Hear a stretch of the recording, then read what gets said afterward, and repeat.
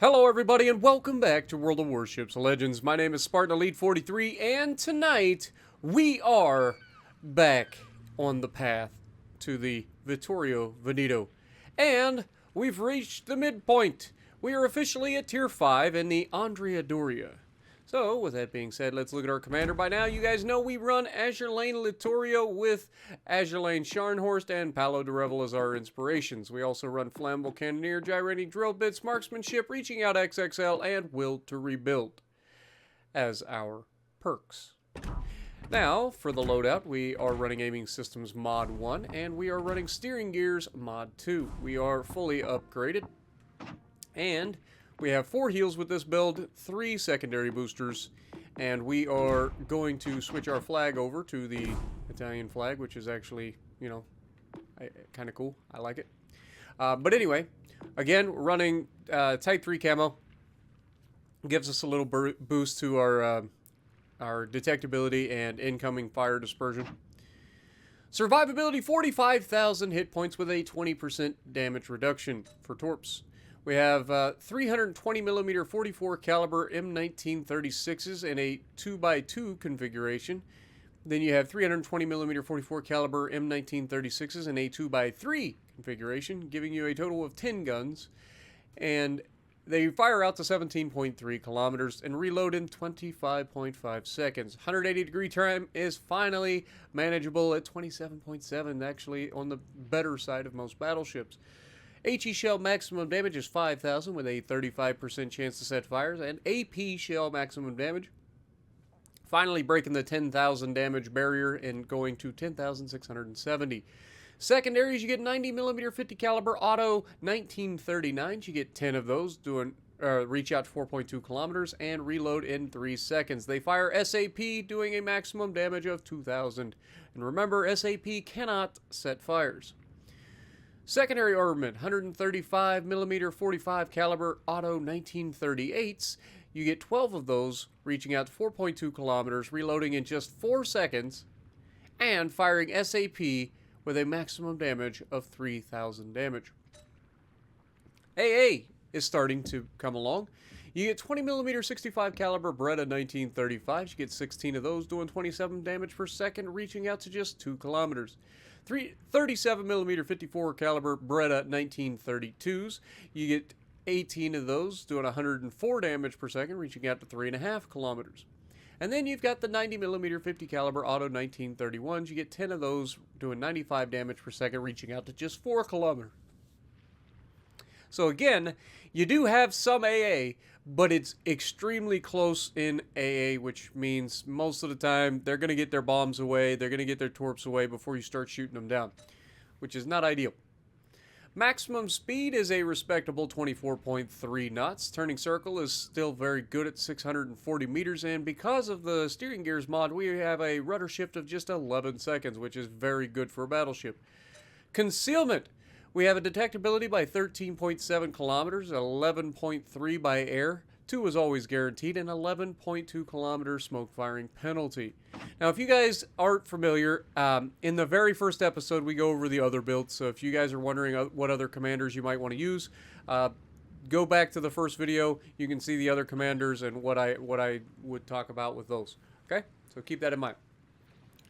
But we no longer have an icebreaker bow. We do have 90mm belt armor, but it is under the waterline, so it's not really going to do you any good whatsoever in terms of any sort of like angling. The downside is you have a 26mm bow. Now, why is 26 important? Well, it means that you're less than 27mm, which means you don't have the ability to, or you still have the ability to be overmatched by 15-inch guns and above. However, if we do the math real quick, if we take 26 and multiply it by 14.3, which is the overmatch number, we get 371.8. Meaning, you can effectively tank any 14-inch guns that are out there. You just can't tank 15-inch guns and above. And again, at Tier 5 and up, there's going to be a lot of 15-inch and above. Sorry about that. Had to yawn. So you can be overmatched, and it is pretty significant. Keep that in mind. Get rid of that, and you can see that we still have a nice little turtleback. It's not an amazing turtleback, but it does its job. Meaning at closer ranges, you're less likely to be citadeled. Though, I mean, let's be honest, it's still very easy to punch these things. You can see it does have a very raised citadel. Even if it is, you know, a turtleback armor scheme, you can still potentially punch that citadel. You're not likely to get through the bow side plating into the citadel, and only time will tell whether or not you can go through the bow and citadel this thing. I doubt it. It's a pretty narrow citadel. It would have to be like perfectly right down the center line of the ship, and you'd have to have a lot of penetration at tier 5 to try to citadel it through the front. However, tier 6 isn't up. That's open for business as well, so keep that in mind. All right, and moving on, we have fast, above average maximum movement speed. We already talked about that. Nimble aim, above average main battery traverse speed. Also gave you know, a heads up about that. We already talked about it. But frail, below average base hit point rating. And that, I think, is the big issue with the Andrea Doria, is that it just doesn't have the survivability. Like, it doesn't have the armor that you've come to know and love out of the Italians if you played the lower tiers. And then, of course, you play these upper tiers, and this one just does not have the armor. And once you start going up against not tier 5s, but 15-inch guns and above, you start to really notice that lack of armor, because they just punch straight through your bow. So, Andrea Doria, a project that evolved from the Conte de Cavour class battleships, equipped with a reinforced secondary battery. In the 1930s, the ship received a significant upgrade with her anti-torpedo protection when her anti-torpedo protection was reinforced. Her speed increased, and her main and secondary battery guns made more powerful. She entered service in 1916. There were 2 of them in the series. So, let's take a look at it. Looks like a pretty decently modern battleship. There's nothing crazy about it. It's got the nice swept bow that's pretty normal for a faster battleship. Keeps the front deck, or the foredeck, a little bit less wet. But in the same mind, you have 0 water breaks. Wait, I lied. There is a little water break right there. You can barely see it. It blends in because of the candy striping. But there is a water break right there, so it does exist. Other than that, the issue that I have with this thing is it's very flat. If you look at the sides of this thing, it's not angled armor, really. I mean, it's basically just flat, meaning just chunks, all the chunks. If you get over-angled at all, you're just getting absolutely mangled. You may not get citadeled, but you're going to get absolutely ruined, because every shell that hits is probably going to pin. It's not ideal. Anytime you get that armor that's slightly angled, that increases the effective armor thickness. But here, you don't get that luxury, unfortunately. But, with that being said, let's get to the gameplay. Alrighty, so we're going to be on straight, and we're in the Andrea Doria, and this match, I promise, is going to be something else. I'm not going to lie, I've had some of the best matches I've ever had in Italian battleships over the course of this playthrough. So hopefully you guys are ready. It's going to be a good one. Now, right off the bat, straight is one of those maps that the normal stay on your side thing doesn't always work out to the best. Like, for instance, my side. I'm going to do my best to try to help them out as much as I can early on. But then I want to move to a position where I can get good crossfires. Now, you could say, well, if you push forward, you can go through the middle channel and then you get crossfires over that way. And that is true. However, you also open yourself up to being torped. And there are 3 destroyers in this match on the enemy team that would just love to catch me in those little islands and torp the crap out of me. Dang it, Quit yawning, Spartan. Get on the clock. Now, right off the bat, we see the West Virginia firing at us, so we try to, like, angle as best we can. He manages to get that West Virginia dispersion, and now we're going to try to see if we can't rake his superstructure here. I'm not aiming for gigantic damage here, just trying to get some superstructure damage and get a little bit on the board, you know what I'm saying? It's always good to start the game off with some damage. However, as you can see, we got 0 damage. Did nothing, which is less than ideal. But West Virginia now puts himself out there again. We slow down, we turn in. He's coming forward, and we're going to try to, once again, put some shells on target to see if we can't hit that superstructure. Now, this is why I love American battleships so much, is because you can absolutely farm superstructures. The Andrea Doria, it just doesn't seem to want to hit the ship. We land 2 shells in that salvo, and we get a whopping 2,000 damage out of it, which is less than ideal. But as you can see, the destroyer is caught running away, which is fine. And everybody on that side is coming this way except for the West Virginia. There are other battleships heading this way. I've got a Krispy Kreme out here just waiting for me to introduce myself to him. And so we're going to try. Again, this is going to be one of those matches where I kind of push a little too far. I know, this is going to sound crazy. Me push too far forward, get myself into some trouble? No, that doesn't happen. Speaking of Krispy Kreme, wonder where the cream filling is on this guy. Anybody know? Spartan, that's Hostess, not Krispy Kreme. Shut up! But, yeah, first shot, no damage. And we're struggling. We're struggling. And it's at this point I'm starting to go, this is not going to be a fun match. If I can't hit anything, it's not going to be a lot of fun. Now, you can see Peter Velicki's coming over. We got Giulio Cesare. Giulio Cesare, one of the few exceptions to the battleships of the Italians. The Giulio Cesare is nasty. Especially at its tier. However, I'm not at his tier. I'm a tier higher than him. And that's when we pop out and get smacked by the Peter Velicki here, and I'm looking at Peter and I'm like, okay, I see you, my dude. Wait for it. 7 seconds and I'm going to introduce myself to your citadel. Don't worry, I'm sure it won't mind. First guns out, and open it up and get the second guns out. First shots land a little bit aft, but we get 2 citadels, and the front guns hit, and we get no more citadels. It's a shame.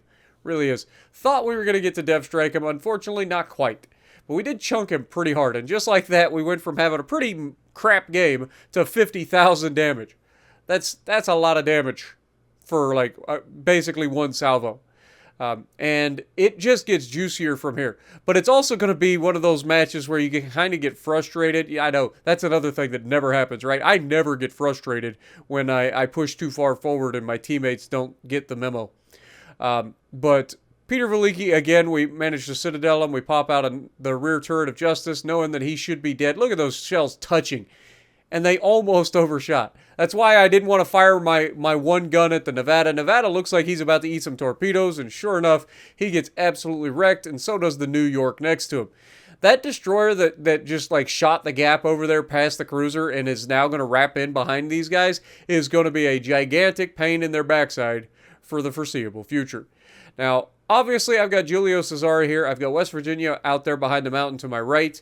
And we're going to start trying to push forward, get angled as best we can against the majority of these, knowing that the Nevada and the New York cannot overmatch us. We already talked about this. We have 26mm bow, meaning their little freaking 14-inch guns can't go through it.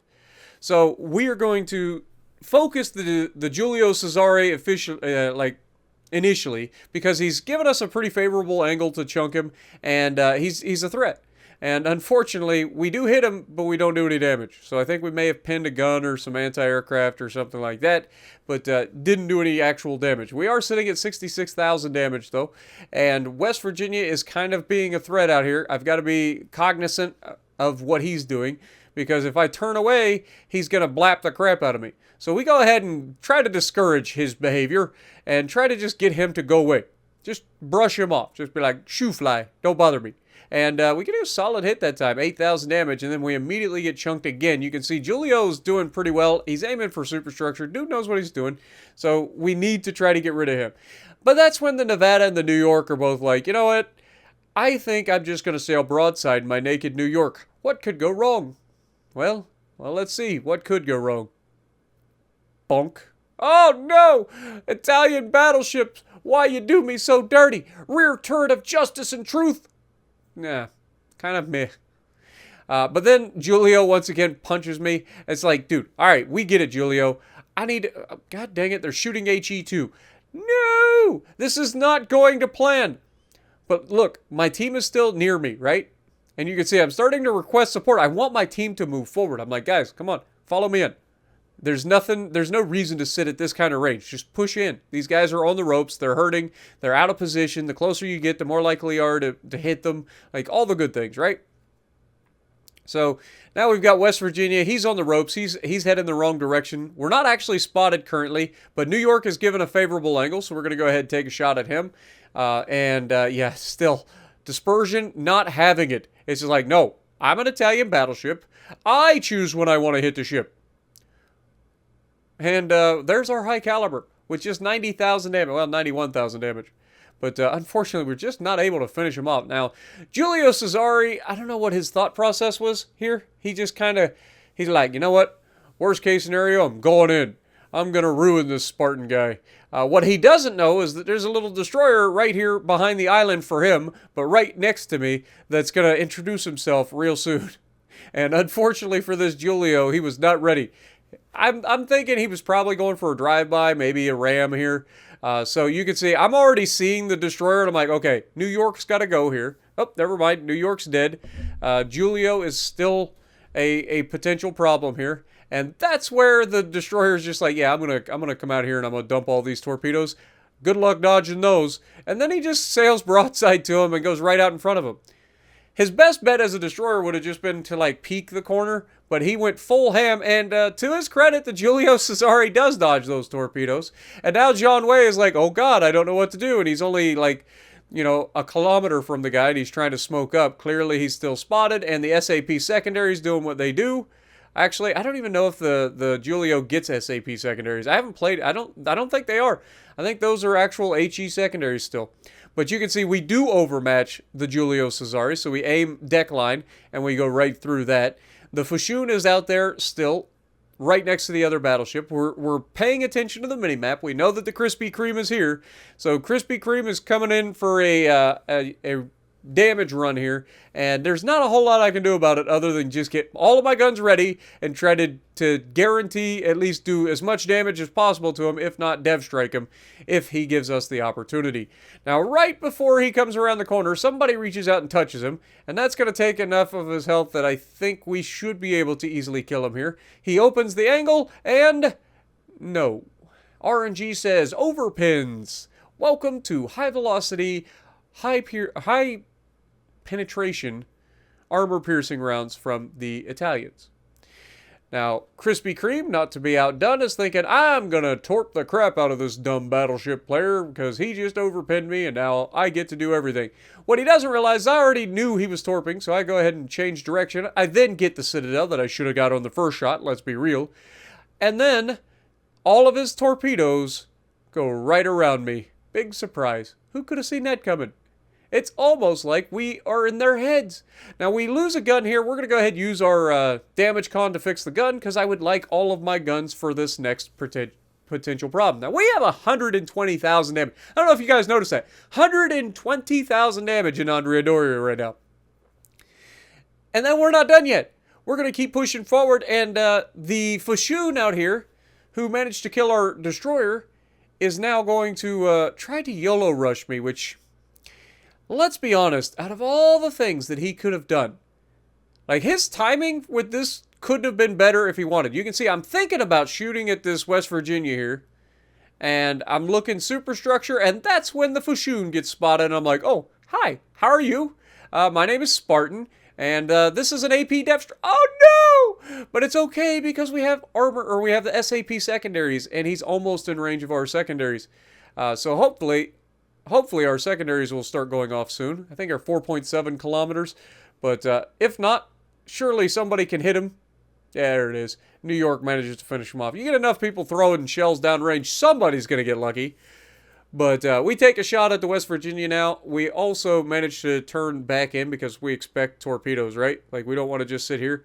So then we start to do the Dreadnought Shuffle against the West Virginia. And you can really see the maneuverability and the agility of these Italian battleships when you're doing the Dreadnought Shuffle. When you need the guns, you can get the guns. It's that simple. So most of the time we stay bow in.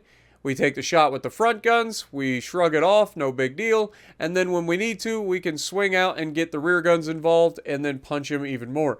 Now, initially, I'm not really doing the Dreadnought Shuffle a whole lot just because all I want to do here is close the distance. He's in reverse. I want to get closer. The closer I get, the more likely I am to start stacking hits. But also, I want to get around him. I want to get to the side of him so that I can potentially get those crossfires. Now, as he's backing up, you can see he's not even looking at us. So we go ahead and we get the full broadside away this time. And unfortunately, we only get 3,000 damage out of it. And that's pretty much going to be the story of our life here as we try to take this West Virginia down. Now, I'm in the cap. I'm doing the right thing. I'm capturing the base. I'm not trying to, like, just damage chase here. I'm just taking what the defense, or taking what the defense gives us. That's a football term. But taking what the red team gives us, the enemy, as we capture the base. Like, this is a guaranteed win at this point. All I got to do is capture the base. He's close enough to spot me, so there's no reason not to shoot at him, right? It's not like he's far enough away that if I stop shooting, I could go dark and guarantee the cap to guarantee the win. But at this point, like, he starts charging forward, and I'm like, okay, this is it. He's finally given up. He's going to come forward. He's going to open up the angle, and we're going to be able to smack him. Now here, he's still not opening the angle, so we go ahead, superstructure guns again, and we get a better result. You can see starting to hit more shells on target, 5 shells that time on target. Still not a lot of damage, unfortunately, but 139,000 damage done in this match so far.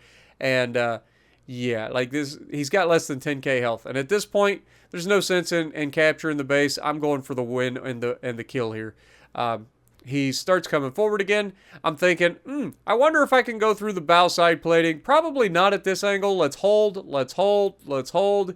Maybe, and we test it with one shot, and we do actually go through a little bit, so we go ahead and fire the rest of the guns and hope to finish, and unfortunately, they all bounce off of the West Virginia's belt. RIP. Like, I saw the one penetration. I'm like, oh, we should be fine then. And I take the shot, and they just all bounce. I'm like, no. 142,000 damage, though. High caliber, 2 dev strikes, top of the leaderboard. Or I say 2. What am I doing? I'm reading the wrong thing. We got a high caliber, no dev strikes, 3 kills. The Monahan coming in top of the leaderboard with a high caliber and 2 dev strikes. He was the guy that was running around behind everybody, making everybody's life miserable. So well done to him, and a solid showing for the Andrea Doria. Let me know what you guys think down in the comments below. And if you like what I'm doing, punch the like button, leave a comment below, subscribe to the channel if you haven't already, and as always, I will see you in the next video.